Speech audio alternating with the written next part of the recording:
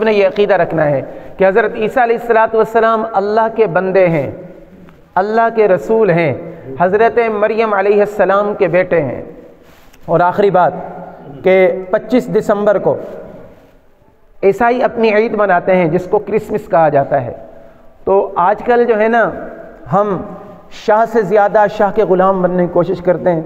وہ اس طرح کہ ہم چاہتے ہیں کہ ہم لوگوں کی نظر کے اندر نا خوبصورت بن جائیں، عیسائیوں کی نظر کے اندر بھی، ہندوؤں کی نظر کے اندر بھی۔ جب دیوالی ہو ان کو مبارک دے دیں، جب کرسمس ہو ان کو مبارک دے دیں، یہودیوں کو کوئی تہوار آ جائے اس کو مبارک دے دیں۔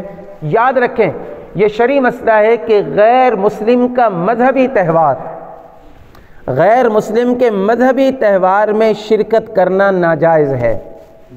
غیر مسلم کے مذہبی تہوار میں ان کو مبارکباد دینا ناجائز ہے، کیونکہ وہ یہ جو تہوار مناتے ہیں نا عیسائی، اس کے اندر نعوذ باللہ ان کا یہ عقیدہ ہوتا ہے کہ نعوذ باللہ حضرت عیسیٰ علیہ السلام اللہ کے بیٹے ہیں اور وہ اس دن پیدا ہوئے ہیں۔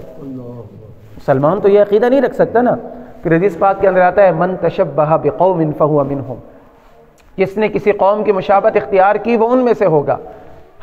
ہماری اگر عیسائیوں کے ساتھ دوستی ہے، یہودیوں کے ساتھ دوستی ہے، یا ایسے غیر مسلموں کے ساتھ دوستی ہے، اس نے سلوک رکھے وہ الگ بات ہے، لیکن ان کے مذہبی تہواروں کے اندر شرکت کرنا قطعاً ناجائز ہے۔ بالکل اس کے اندر ہم شرکت نہیں کر سکتے، کیونکہ اس کے اندر جیسے ہمارے مذہبی تہوار ہیں، ہماری عیدیں ہیں، ان کے اندر ان کے لیے شرکت جائز نہیں ہے، اسی طرح ہمارے لیے بالکل جائز نہیں ہے کہ ہم چاہے وہ ہندوؤں کا تہوار ہو، چاہے وہ عیسائیوں کا تہوار ہو یا کسی طرح کا بھی تہوار ہو، اس کے اندر شریک نہیں ہو سکتے۔ لیکن اس کے ساتھ ساتھ یہ مسئلہ بھی یاد رکھیں، ہمارے ملک کے اندر جو ہندو رہتے ہیں، ہمارے ملک کے اندر جو عیسائی رہتے ہیں، ہمارے ملک کے اندر جو غیر مسلم رہتے ہیں، ہم یہ نہیں کہتے کہ آپ ان سے نفرت کریں، ان کے حقوق ہیں اپنے۔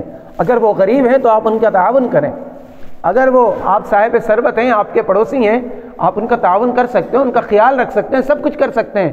لیکن صرف یہی بات کہ جب ان کے مذہبی تہوار ہوں تو ان کے اندر ہمارے لیے شرکت کرنا جائز نہیں ہے۔ یہ ایک اہم مسئلہ تھا۔